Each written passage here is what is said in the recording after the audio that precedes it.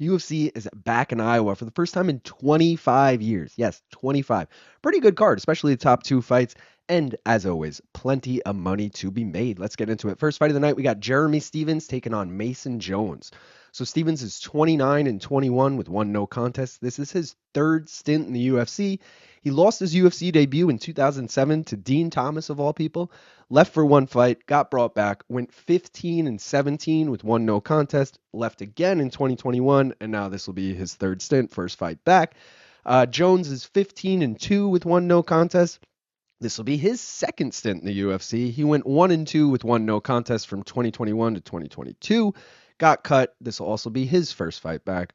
Stephens has lost 4 of his last 5 MMA fights, but he is riding a 3-fight bare knuckle boxing win streak. Jones has won 4 of his last 5 fights. Jeremy Stephens getting up there. He's going to be 39 later this month. Jones just turned 30. I don't give a fuck about the age, baby. Jeremy Stephens money line here, plus 440. Okay, does he win this fight? Probably not. Let's be real. But at plus 440 for Jeremy Stephens, his last 3 UFC losses came to current top 15 guys. Jones has only 1 win in the UFC in 4 fights. None of them came to ranked opponents. Stephens also fought 7 former champions, and he's riding the momentum of that 3-fight bare knuckle streak. So, I feel like momentum's on the side here. Not only that, Jeremy Stephens from Iowa. Not only that, 11 and 1 as a pro fighting in Iowa. I just feel like a lot of things are aligning here. And at this price, I got to take Jeremy Stephens. Plus 440, it's crazy. If you guys are looking for anything else to take, I like the over 2.5 a lot, especially as a parlay piece. Minus 120. Stephens has hit it in 3 of his last 6 fights, and Jones has hit it in 3 of his 4 UFC fights. And if you like the favorite Jones, take him by decision, plus 135. His last win came by decision, and his lone UFC win came by decision, and 13 of Jeremy's 21 pro losses have come by decision. Next fight of the night, we got Cameron Smotherman taking on Siri Seedy. So Smotherman is 12 and 4, that's 1 and 0 in the UFC. Seedy is 11 and 2, that's 1 and 1 in the UFC. Smotherman has won 4 straight fights. Seedy has won 3 of his last 4 fights. Smotherman, 27 years old. Seedy, 28 years old. Again, I got to take the dog here. Cameron Smotherman, moneyline, plus 155. To me, this is coming all down to the analytics here. Statistically, he lands more strikes per minute than Seedy, and he's got better striking defense. Also, Seedy's lone UFC win against Garrett Armfield, fluky split decision there. 9 to 10 media members scored it for Armfield. So, did he really win that? In my opinion, he's winless in the UFC. Let's go, Cam. You guys are looking for anything else to take the over 2.5 as a parlay piece, minus 165. Smotherman's hit it in 3 of his last 4, and all 4 of those did make it to round 3. Seedy's hit it in 4 of his last 7, including 2 straight fights. Fight end by knockout is plus 145. Half of Smotherman's wins have come by knockout, and he himself has been knocked out twice before. And 7 of Seedy's 11 pro wins have come by knockout. So I like that one. And if you like the favorite Seedy, take him by decision, plus 175. Only 3 of his 11 pro wins have come by decision, but his last win came by decision, and Smotherman has lost by decision twice before. Next fight of the night, we got Montel Jackson taking on Daniel Marcos. So Jackson is 14 and 2. That's 8 and 2 in the UFC. Marcos is 17 and 0 with 1 no contest. That is 4 and 0 with 1 no contest in the UFC. Jackson has won 5 straight fights. Marcos undefeated, 18-fight unbeaten streak. Jackson just turned 33 years old. Marcos, 32 years old.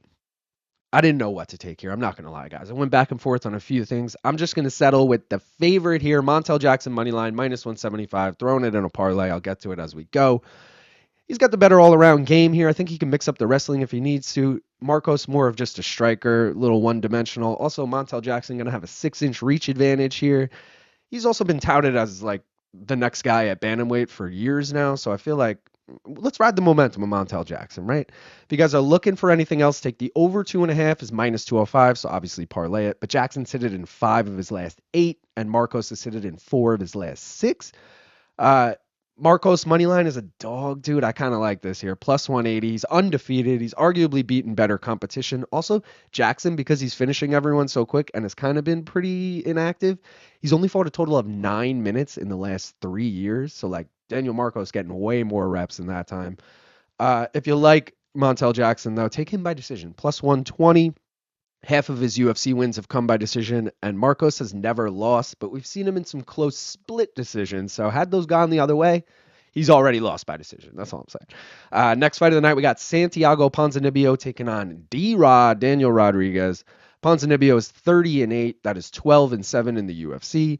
D-Rod is 18-5. That is 8-4 in the UFC.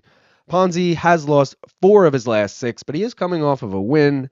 D-Rod has lost 3 of his last 5, but he is also coming off of a win.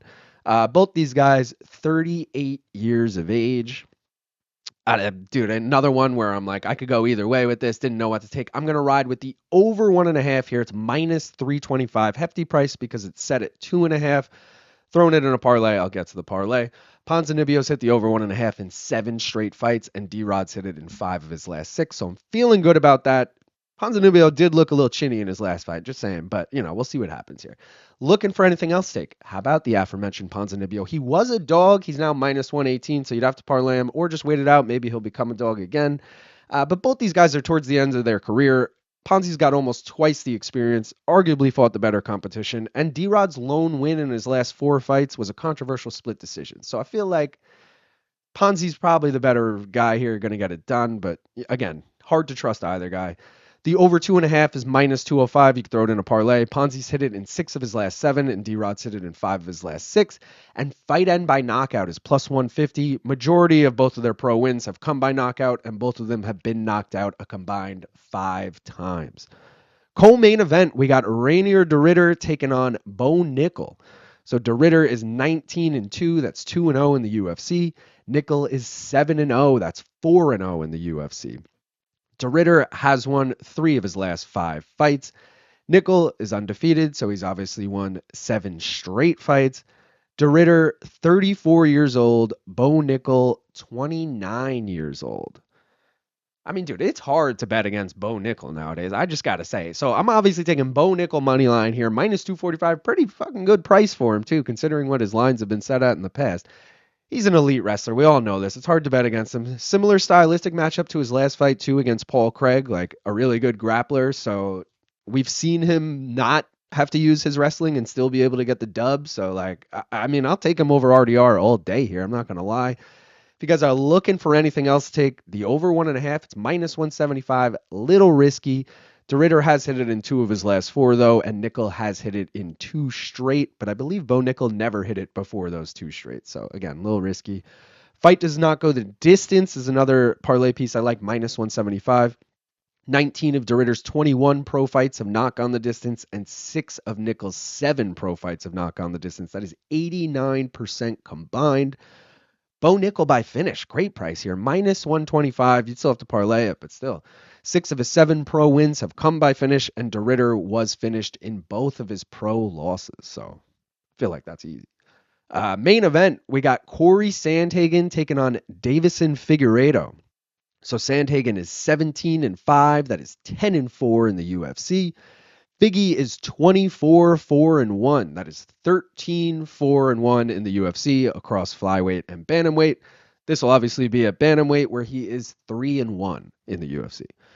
Both guys have won 3 of their last 5, but both of them are coming off of a loss here. Sandhagen just turned 33 years old. Figgy, 37 years old. Taking Cory Sandhagen money line here, minus 400. I'm parlaying it with Montel Jackson money line, the over 1.5 in Ponzinibbio D-Rod, and Bo Nickal money line. Those four together get us plus 262. Little risky there. As long as Montel Jackson and the over 1.5 hit, I feel really confident in Bo Nickal, Cory Sandhagen, but we'll see. Sandhagen, though, he lands twice as often as Figgy, and he's going to have the height, reach, and youth advantage here. So I just feel like this is Sandhagen all day. If you guys are looking for anything else, take the over 2.5 because, most of these fights are 3-rounders, so it's easier to find stats on the 2.5. It's set at minus 500. I mean, hefty ass price tag, so definitely throw it in a parlay. Sandhagen's hit it in 6 straight fights. Figgy's hit it in 5 of his last 6. The line is set at 4.5. If you want to take the over 4.5, it's minus 210. Sandhagen's hit it in 5 of the 7 5-rounders he's been scheduled for, and Figgy's hit it in 3 of the 8 5-rounders he's been scheduled for. And last but not least, Sandhagen by decision minus 150. 7 of his 17 pro wins have come by decision, and Figgy has lost by decision twice before. I'm worth 100,000 like Woodrow. When a ball call me Wilson, going overboard at the Hilton.